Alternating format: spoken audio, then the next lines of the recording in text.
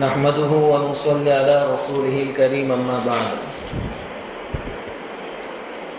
أعوذ بالله من الشيطان الرجيم بسم الله الرحمن الرحيم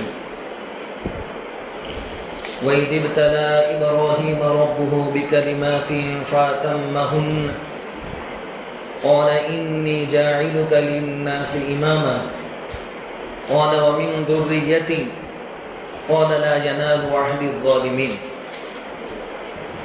وقال الله تبارك وتعالى في موضع آخر سلام على إبراهيم وقال الله تبارك وتعالى في موضع آخر وآتيناه في الدنيا حسنة وإنه في الآخرة لمن الصالحين صدق اللہ العظیم۔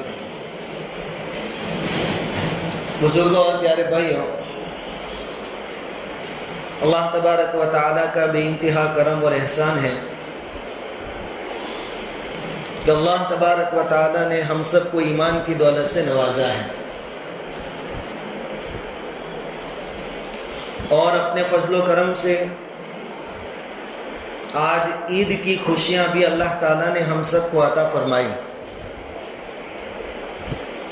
بارگاہ خداوندی میں ہماری ہمیشہ یہی دعا ہونی چاہیے کہ اللہ تبارک و تعالیٰ جب تک ہمیں زندہ رکھے، ایمان کی سلامتی کے ساتھ زندہ رکھے، اور جب ہمارے لیے موت کا فیصلہ فرماوے، ایمان عقائد کی سلامتی کے ساتھ اپنی رضامندی والی موت نصیب فرمائے۔ آج عید الاضحیٰ ہے۔ آج کے دن قربانیاں پیش کی جائے گی اللہ رب العزت کی بارگاہ میں۔ یہ بہت خوشی کا دن ہے، یہ اللہ رب العزت کی طرف سے مہمانی کا دن ہے، حتیٰ کہ اللہ رب العزت نے اس دن میں روزہ رکھنے کو حرام قرار دیا کہ آج میری طرف سے مہمانی کا دن ہے، کوئی روزہ نہیں رکھے گا۔ بڑا بابرکت دن ہے۔ ہم جو یہ قربانیاں پیش کریں گے، دراصل وہ حضرت ابراہیم علیہ السلام نے جو قربانیاں دی تھی اللہ کی راہ میں، اللہ کے راستے میں، ان کی یاد تازہ کرنے کے واسطے قربانی ہے۔ سنت ابیکم ابراہیم، ابراہیم علیہ السلام کو اللہ رب العزت نے بڑی بڑی آزمائشوں سے گزارا۔ اللہ رب العزت نے اس دنیا میں فطرت کا یہ قانون بنایا ہے کہ اکثر اوقات، زیادہ تر ایسا ہوتا ہے کہ چیزیں فنا ہو کر ہمیشہ کے لیے زندہ ہو جاتی ہیں۔ ظاہر میں یوں نظر آتا ہے کہ فنا ہو گئی، ختم ہو گئی، لیکن وہ چیزیں پھر ہمیشہ کے لیے زندہ رہتی ہیں۔ مثال کے طور پر مغرب کے وقت سورج غروب ہوتا ہے تو ہمیں محسوس ہوتا ہے کہ سورج ختم ہو گیا، اس کی روشنی ختم ہو گئی، لیکن پھر اس کے چھپنے کے چند گھنٹوں کے بعد ایک نئی صبح نکلتی ہے، سورج پھر پوری روشنی کے ساتھ، آب و تاب کے ساتھ نکلتا ہے۔ یہی سلسلہ چاند کا بھی ہے۔ اسی طرح کسان جو اپنے کھیت کے اندر بیج ڈالتے ہیں، بظاہر ایسا محسوس ہوتا ہے کہ کسان نے دانے کو، بیج کو زمین کے اندر دفن کر دیا، دبا دیا اور اس کے اوپر مٹی ڈال کر اسے ختم کر دیا، لیکن اسی میں سے اللہ رب العزت لہلہاتے پودوں کو نکالتا ہے۔ باغبان الگ الگ پھلوں کی گتلیاں اور بیج زمین کے اندر ڈال کر اوپر مٹی ڈال دیتا ہے۔ دیکھنے والوں کو محسوس ہوتا ہے کہ یہ چیزیں ختم ہو گئی، لیکن اسی میں سے اللہ رب العزت عالی شان درخت نکالتے ہیں۔ تو فنا کے راستے سے ہمیشہ کی زندگی کا راستہ گزرتا ہے۔ اسی لیے نبی کریم صلی اللہ علیہ وسلم کا ارشاد ہے، من تواضع للہ رفعہ اللہ، جو اللہ کے خاطر تواضع اختیار کرے گا، جھکے گا، اللہ اس کو بلند کرے گا۔ پوری انسانیت میں اللہ رب العزت کے خاطر، اللہ تبارک و تعالیٰ کے احکام کے خاطر اپنے آپ کو زیادہ تر قربان کرنے والی جو ہستیاں ہیں وہ انبیاء کرام علیہم السلام ہیں۔ انہوں نے اپنی ذات کو مٹا دیا اللہ کے حکم کے آگے، اللہ کے ہر حکم کو بغیر چوں اور چرا کے قبول کیا۔ اللہ رب العزت کے ہر نبی کو آزمائشوں سے گزارا گیا، نبیوں نے خوش دلی کے ساتھ قربانیاں پیش کی، اپنے آپ کو مٹایا، تو اللہ رب العزت نے ان کا ذکر قیامت تک کے لیے زندہ کر دیا۔ جس نے بھی اللہ کی راہ میں اپنے آپ کو مٹایا، اللہ نے ہمیشہ اس کی یاد لوگوں میں تازہ کر دی، ہمیشہ کے لیے اس کو زندہ کر دیا۔ انبیاء کرام علیہم السلام میں حضرت ابراہیم علیہ السلام کا مرتبہ اور ویلیو بہت بڑا ہے، اولو العزم پیغمبر ہیں، ابو الانبیاء۔ حضرت ابراہیم علیہ السلام کو بھی بڑی بڑی آزمائشوں سے اللہ رب العزت نے گزارا، لیکن ہر مرتبہ حضرت ابراہیم علیہ السلام نے بغیر چوں اور چرا کیے اللہ کے ہر حکم کے سامنے اپنی ذات کو مٹایا۔ جب انہوں نے اپنی ذات کو مٹایا، اس کا یہ نتیجہ ہے کہ ان کی یاد قیامت تک کے لیے زندہ ہو گئی۔ تو جو کوئی بھی اللہ کی راہ میں اپنے آپ کو مٹائے گا، اس کی یاد ہمیشہ کے لیے زندہ رہے گی۔ ابراہیم علیہ السلام کو اللہ رب العزت نے توحید کی دعوت دینے کے واسطے دنیا میں مبعوث فرمایا، بھیجا۔ جب آپ نے توحید کی دعوت دی تو بڑی بڑی مصیبتیں آپ پر آئی، لیکن آپ ثابت قدم رہے، دعوت کو چھوڑا نہیں۔ نمرود کی آگ میں آپ کو ڈالا گیا، اس وقت بھی ابراہیم علیہ السلام کی زبان پر کوئی شکایت، کوئی شکوہ نہیں تھا، بلکہ فرشتوں نے آ کر پوچھا بھی کہ بولیے ہم آپ کی مدد کر دیں۔ ابراہیم علیہ السلام کا جواب تھا کہ جس اللہ نے آزمائش اتاری ہے وہی کافی ہے۔ تو اللہ رب العزت نے آگ کو گلزار کر دیا۔ توحید کی دعوت کی وجہ سے آپ کو اپنے وطن سے نکالا گیا۔ آدمی کے لیے اپنا وطن چھوڑنا بہت مشکل چیز ہوتی ہے۔ آپ کو معلوم ہے کہ نبی کریم صلی اللہ علیہ وسلم جب ہجرت کے واسطے مکہ المکرمہ سے نکلے ہیں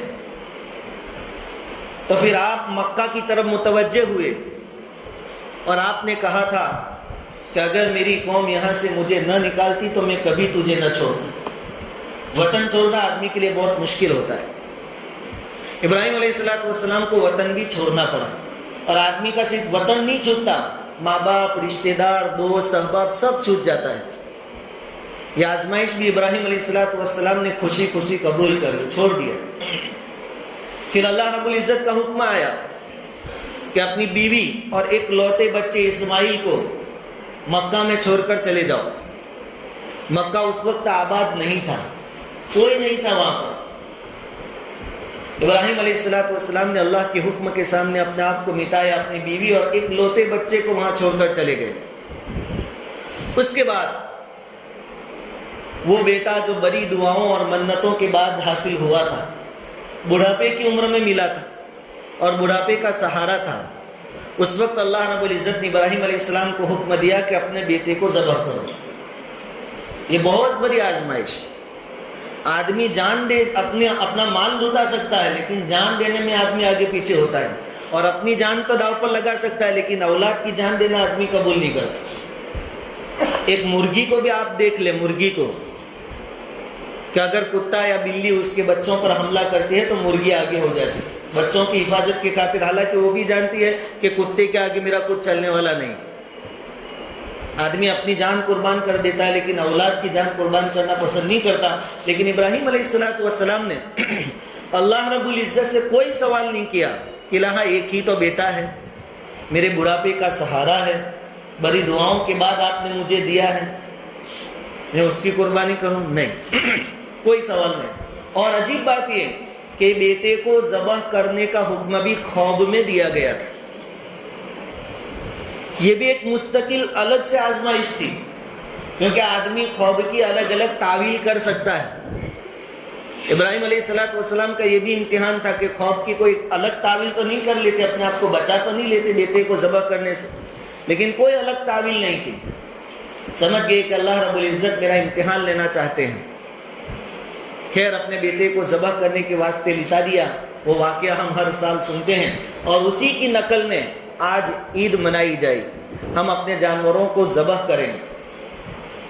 ابراہیم علیہ السلام کی تمام آزمائشوں میں ایک جو چیز ہے جسے ہمیں اختیار کرنے کی اور اپنانے کی ضرورت ہے وہ ہے اپنے آپ کو اللہ کے حکم کے آگے مٹا دینا بغیر چوں اور چیرا کیے. ایسا کیوں نہیں؟ ابراہیم علیہ السلام نے تو اپنی جان، اپنا گھر بار، اپنا بیٹا سب کچھ اللہ کے راستے میں ذبح کرنا پسند کیا، قربان کرنا پسند کیا، چھوڑنا قبول کر لیا. اور ایک ہم ہے کہ نیند کے واسطے ہم نماز چھوڑ رہے ہیں، کرکٹ میچ کے واسطے ہم نماز چھوڑ رہے ہیں، بیٹھنے کے واسطے ہم نماز چھوڑ رہے ہیں، کاروبار کے واسطے ہم نماز چھوڑ رہے ہیں. اور تو اور کہ مغرب کی نماز میں کیوں نہیں دکھے کہ بکرا خریدنے گئے تھے قربانی کا. اللہ اکبر، نماز چھوڑ کے بکرا خریدنے کے واسطے گئے تھے. یہ ہے اصل نفسانیت. اس کو ذبح کرنا مقصود ہے. ہم کمزور ہیں، اللہ تعالیٰ ہم سے ہماری جانیں نہیں چاہتا کہ اپنی اولاد کو یا خود کو ذبح کرو. اللہ تعالیٰ نے ایسا حکم ہمیں نہیں دیا. اپنی خواہشات کو ذبح کرنا اصل، اپنی ڈیزائر، اپنی چاہت کو ذبح کرنا اصل مقصود ہے. اپنی عادتوں کو ذبح کرنا اصل مقصود ہے. یہ اس عید کا پیغام ہے کہ اللہ کے حکم کے سامنے ہم سب کچھ چھوڑ دیں. ایک نوجوان رات کو 12-1 بجے تک بیٹھ کر باتیں کر سکتا ہے، گیم کھیل سکتا ہے، ادھر ادھر گھوم پھر سکتا ہے، لیکن اس آدمی کو آپ کہیں فجر میں کیوں نہیں آتا کہ نیند کی وجہ سے نہیں اٹھ سکتا. یہ آدمی اللہ کے حکم کے آگے اپنی نیند بھی قربان نہیں کر سکتا. اگر جان دینے کی بات ہوتی تو کیسے دیتا ہو. ہم اپنی مجلسیں نہیں چھوڑ سکتے، اپنی باتیں نہیں چھوڑ سکتے. آج کی عید جو ہے، آج کے دن کی، اس کا اصل سبب یہ ہے کہ ہم اپنا سب کچھ قربان کرنے والے بنے.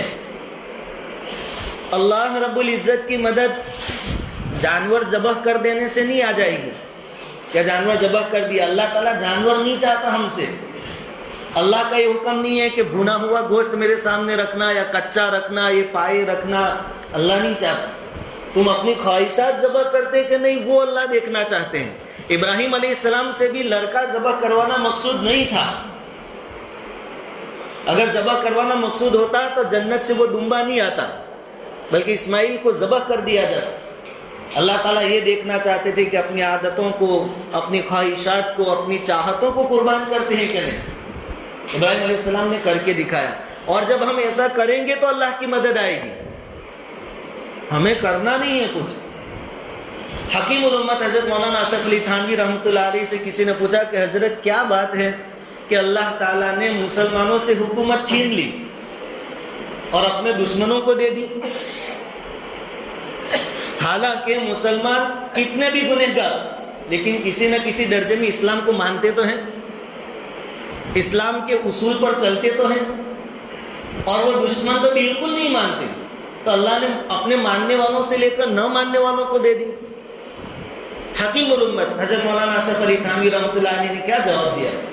فرمایا کہ جو چیز صاف شفاف ہوتی ہے، بالکل صاف ہوتی ہے، اس پر آدمی تھوڑے سے چھینٹے بھی برداشت نہیں کرتا. اور جو چیز پہلے سے گندی ہے اس پر چاہے کتنے ہی دبے لگ جاوے، کتنے ہی چھینٹے لگ جاوے، آدمی کو اس کی فکر نہیں ہوتی. پھر مثال دی کہ جیسے ٹوپی ہے، ٹوپی پر کوئی آدمی کیچڑ کے چھینٹے یا گندگی کے چھینٹے برداشت نہیں کرے گا. اگر چھینٹے لگ گئے نکال کے پھینک دے گا کہ اس کو دھو لو، اب میں اس کو نہیں پہنوں گا. لیکن وہی چھینٹے اگر جوتے پر لگے تو آدمی جوتوں کو پھینکے گا نہیں، کیونکہ ٹوپی کا مقام الگ ہے، جوتوں کا ویلیو الگ ہے. ایسے ہی جیسے آدمی ٹوپی پر چھینٹے پسند نہیں کرتا، کپڑوں پر چھینٹے پسند نہیں کرتا، اللہ تعالیٰ مسلمانوں سے گناہ کو پسند نہیں کرتا. کہ میرے ماننے والے ہو کر میرے ساتھ محبت کا دعویٰ کرنے والے میرے حکم کو نہ مانا، اللہ تعالیٰ اس کو پسند نہیں کرتا. اور دشمن تھوڑے بہت احکام بھی اگر پورے کر لیتے ہیں، دانشتہ یا نہ دانشتہ، اللہ تعالیٰ ان کو دے دیتا ہے. اس لیے اللہ رب العزت نے حکومت ان کو دے دی. اس لیے آج ضرورت ہے ہم اپنی خواہشات کو ذبح کرنے کے ارادے کریں، اپنی چاہتوں کو ذبح کرنے کے ارادے کریں۔ اللہ رب العزت کے لیے، اللہ کے حکم کے آگے ہم اپنی نیند قربان نہیں کر سکتے، ہمارے لیے افسوس کا مقام ہے۔ اپنا کاروبار نہیں چھوڑ سکتے، اللہ ہمارے لیے بہت افسوس کا مقام ہے۔ آدمی اگر شادی بیاہ میں جانا ہوتا ہے تو جلدی اٹھ سکتا ہے، صبح سے اٹھ جاتا ہے، بلکہ جم میں جانا ہے ورزش کے لیے تو بھی آدمی اٹھ جاتا ہے 8 بجے۔ نوکری پر جانا ہوتا ہے تو آدمی اٹھ جاتا ہے، لیکن فجر میں اذان ہوتی ہے تو آدمی نہیں اٹھتا ہے۔ ہماری غیرت مر گئی، ہم بے غیرت ہو گئے۔ جب ہم اللہ رب العزت کے حکام کا پاس اور لحاظ نہیں رکھیں گے تو اللہ کی مدد کیسے آئے گی؟ ہماری کوئی رشتہ داری تو ہے نہیں اللہ کے ساتھ کہ ہم سگے لگتے ہو اللہ تعالیٰ کے، کہ نافرمانیوں کے باوجود اللہ تعالیٰ چلا لے اور تم کو حکومت بھی دے دے، سب کچھ دے دے، ایسا تو ہوگا نہیں۔ یہ تو اس کا فضل ہے، نبی کریم صلی اللہ علیہ وسلم کی دعاؤں کی برکت ہے کہ اتنی نافرمانیوں کے ساتھ ہماری گاڑی چل رہی ہے۔ جانور ذبح کر دینا یہ اصل چیز نہیں ہے۔ آدمی کرے گا شوق سے، کیونکہ اس کا گوشت خود کھانا ہے، اس کو شوق سے کرے گا، کیا فرق پڑتا ہے؟ اصل تو اپنی خواہشات کو ذبح کرنا یہ اصل ہے، یہ قربانی اللہ رب العزت کو چاہیے۔ اپنی چاہتوں کو قربان کر دے آدمی، یہ اللہ رب العزت چاہتے ہیں۔ بہرحال آج کی جو عید ہے اس میں ایک تہیہ کرے، یہ ارادہ کرے کہ انشاءاللہ اللہ کے احکام کے سامنے، شریعت کے احکام کے سامنے اپنی چاہتوں کو، اپنی خواہشات کو، اپنی عادتوں کو ذبح کر دیں۔ یہ اصل معنی میں عید ہوگی۔ اللہ تعالیٰ ہر ایک کو اس کی توفیق عطا فرمائے۔ بہرحال آج جانوروں کو ذبح کرنا ہے، یہ بہت بڑی عبادت ہے۔ آدمی ٹھنڈی، سردی، گرمی میں اللہ کو راضی کرنے والے اعمال کرتا ہے، روزے رکھتا ہے، بھوک پیاس برداشت کرتا ہے، نماز کے واسطے آتا ہے، تسبیح تلاوت سب کچھ کرتا ہے۔ وہ اس لیے کرتا ہے کہ مجھے اللہ کا قرب حاصل ہو، اللہ کے نزدیک میرا ایک ویلیو ہو، تقرب نصیب ہو۔ یہ قربانی اللہ کا قرب حاصل کرنے کا بہت بڑا ذریعہ ہے۔ قربانی اگر اخلاص کے ساتھ آپ نے کی تو اللہ کا تقرب، اللہ کی نزدیکی آپ کو حاصل ہو۔ اس کو عبادت سمجھ کر کریں۔ دوسری بات، جانوروں کے ساتھ حسن سلوک ذبح کے آداب میں سے ہے کہ ایک جانور کے سامنے دوسرے جانور کو ذبح نہ کریں۔ جانوروں کو لتانے کے بعد ان کے سامنے چھری تیز نہ کریں۔ جانوروں کے اندر بھی احساس ہوتا ہے، وہ بھی محسوس کر سکتے ہیں، ان کو بھی باتیں سمجھ میں آتی ہے، ان کے اندر بھی حس، احساس ہے، تکلیف کا بھی احساس، ان کا خیال رکھیں۔ نرمی کے ساتھ جہاں ذبح کرنا ہے وہاں لے جاوے، اطمینان کے ساتھ ان کو سلاوے۔ سلانے کا طریقہ کیا ہے کہ پیر جانور کے قبلے کی طرف ہو جائے، چہرہ ادھر، مونڈی ادھر آئے گی اور دم جو ہے وہ ادھر آئے گی، پورا ادھر کی طرف۔ اور ذبح کرنے والا اپنا ایک پیر یعنی سیدھا پیر جانور کے پہلو پر رکھے گا، اگلے پیر کے پاس، اور سیدھے ہاتھ سے چھری پکڑے گا اور سیدھے ہاتھ سے ذبح کرے گا۔ ہاں اگر کوئی آدمی سیدھے ہاتھ سے ذبح نہیں کر سکتا، مجبوری ہے، تو پھر بائیں ہاتھ سے بھی کر سکتے ہیں، لیکن جہاں تک ہو سکے سیدھے ہاتھ سے ذبح کریں۔ اور ذبح کرتے وقت بسم اللہ اللہ اکبر پڑھنا واجب اور ضروری ہے۔ اگر جان بوجھ کر کسی نے چھوڑ دیا تو وہ جانور حرام ہو جائے گا۔ قربانی تو نیج ہوگی لیکن گوشت بھی کھانے کے کام میں نہیں آئے گا۔ اس لیے جو ذبح کرنے والے منہ میں گٹکا، پان، ویمل اس وقت نہ رکھیں، پہلے جانور کو ذبح کر لیں۔ اور یہ کب ہوگا؟ عبادت ادا کر رہا ہوں ایسا سوچ کر ذبح کریں گے تو اس کی تعظیم ہمارے دلوں میں آئے گی، تو یہ سب چیزیں اس وقت پتہ چلے گی۔ ذبح کرتے وقت بسم اللہ اللہ اکبر کہنا، اس سے پہلے جو دعا پڑھی جاتی ہے وہ یاد ہو تو پڑھ لے، انی وجہت وجہی للذی فطر السماوات والارض حنیفا۔ اگر وہ دعا یاد نہیں ہے، کوئی پڑھنے والا بھی نہیں ہے تو کوئی پرابلم نہیں ہے، بسم اللہ اللہ اکبر کہہ کر ذبح کر دیں۔ بسم اللہ اللہ اکبر ہر وہ آدمی بولے گا جو چھری چلا رہا ہے ذبح کرتے وقت۔ اگر ایک آدمی چلا رہا تو اس کے لیے ضروری، 2 آدمی مل کر ذبح کر رہے ہیں، جانور کا مالک خود بھی چاہتا ہے کہ میں بھی ذبح کروں لیکن یہ اس کا کام نہیں ہے، تو وہ اور ذبح کرنے والا دونوں مل کر اگر چھری چلا رہے ہیں تو دونوں کا بسم اللہ اللہ اکبر کہنا ضروری ہے۔ اگر ایک بولا، ایک نے جان بوجھ کر چھوڑ دیا کہ وہ بول لیا اس نے ہو گیا تو جانور حرام ہو جائے، اس میں احتیاط کریں۔ ایک اور بات کہ آج تو روزہ رکھنا بھی حرام ہے کیونکہ اللہ کی طرف سے مہمانی کا دن ہے۔ تو ہم یہ کوشش کریں کہ میرے جانور کا گوشت ان لوگوں کے گھروں تک جاوے جن کے وہاں قربانی نہیں ہے. تو اللہ کتنا خوش ہوگا کہ مہمانی میری طرف سے تھی اور گوشت تو نے پہنچایا, ذریعہ تو بنا. اللہ بہت خوش ہوگا. تعلقات کو نبھانا اپنی جگہ ہے, لیکن ایسا نہ ہو کہ اس کے گھر پہ بھی قربانی ہے, اس کے گھر پہ بھی قربانی ہے, یہ اس کو دے رہا ہے, یہ اس کو دے رہا ہے, اور بیچارہ غریب بیچ میں ادھر دیکھ رہا ہے ادھر دیکھ رہا ہے, لیکن کوئی جاتا ہے. ایسے بہت سارے لوگ ملے اس سال بھی جو کہہ رہے ہیں کہ ہم نے گزشتہ سال عید کے دن مرغی کا گوشت لا کے کھایا ہے. کوشش کریں. دوسرے مذہب والے جو ہے, جیسے عیسائی مشنری جو کام کرتی ہے, وہ کیسے کرتی ہے؟ لسٹ بناتے ہیں کس کی حالت اچھی نہیں ہے مالی اعتبار سے, کون کہاں رہتا ہے, ان کو ڈھونڈتے ہیں, وہاں تک کھانا دانا پانی علاج دوا دارو کے پیسے وہاں تک بھیجتے ہیں. اس لیے لوگ پھر ادھر کنورٹ ہوتے ہیں. یہ اخلاق تو ہمارے ہونے چاہیے, ہم ڈھونڈ کر ان کو پہنچاوے. کوئی کھاوے, اللہ کا شکر ادا کرے, اللہ خوش ہوگا, ہماری عید ہماری قربانی قبول ہوگی. یہ تو ہم نے ہی ذبح کیا اور ہم نے ہی فریج میں بڑھ لیا. مسئلہ اپنی جگہ پر کہ بڑھ سکتے ہیں وہ الگ بات ہے, لیکن ہم کو تو اللہ کو راضی کرنا ہے. تو اللہ ایسے راضی ہوگا کہ مہمانی کا دن ہے اللہ کی طرف سے, اور کھانے کا انتظام ہم کر رہے ہیں, ہم ذریعہ بن گئے, سبب بن گئے, تو اللہ بہت خوش ہوگا. ایسے لوگوں کو تلاش کر کر کے گوشت پہنچا لیں. اور جانور کے جو حصے نہیں کھائے جاتے ہیں, خون ہے, بعض ہڈیاں ہے, وہ سب, اور آتے ہیں, گندگی ہے, چمڑا ہے, اس کو روڈ پر سڑک پر ایسے نہ پھینکیں. ہماری خوشی دوسروں کے لیے تکلیف کا ذریعہ نہ بنے. اس کا لحاظ رکھے, اس کا خیال رکھے.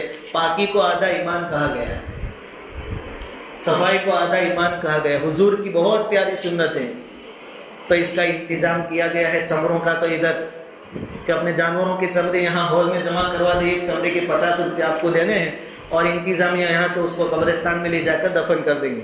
باقی کے جو اعضاء نہیں کھائے جاتے ان کو بھی مناسب جگہ پر پھینکے یا دفن کر دیں. اب عید کی نماز کا طریقہ. سب سے پہلے ہم نیت کریں گے, میں عید الاضحیٰ کی 2 رکعت واجب نماز ادا کر رہا ہوں 6 زائد تکبیروں کے ساتھ, واسطے اللہ کے, پیچھے اس امام کے. میں عید الاضحیٰ کی 2 رکعت واجب نماز ادا کر رہا ہوں 6 زائد تکبیروں کے ساتھ, واسطے اللہ کے, پیچھے اس امام کے, منہ میرا قبلے کی طرف. نیت کے بعد 4 مرتبہ تکبیر کہی جائے گی, یعنی اللہ اکبر کہا جائے گا 4 مرتبہ. پہلی مرتبہ میں اپنے ہاتھوں کو کانوں تک اٹھا کر باندھ لینا ہے, جیسے کہ سب نمازوں میں ہم کرتے ہیں, اور اس کے بعد ثنا پڑھنی ہے. ثنا پڑھنے کے بعد دوسری 3 تکبیریں کہی جائیں گی. تینوں میں اپنے ہاتھوں کو کانوں تک اٹھائیں گے, پہلی 2 میں چھوڑ دیں گے اور تیسری میں باندھ لیں گے. 4 تکبیر پوری ہو گئی. اس کے بعد امام صاحب کی قرات پڑھیں گے, رکوع ہوگا, قومہ ہوگا, 2 سجدے ہوں گے. پھر دوسری رکعت میں کھڑے ہوں گے, ترتیب بدل جائے گی. پہلے امام صاحب کی قرات پڑھیں گے, الحمد کی صورت اور دوسری صورت. اس کے بعد پھر 4 تکبیریں کہی جائے گی. پہلی 3 میں کانوں تک ہاتھ اٹھانے ہیں, چھوڑ دینے ہیں, اور چوتھی میں رکوع میں چلے جانا ہے.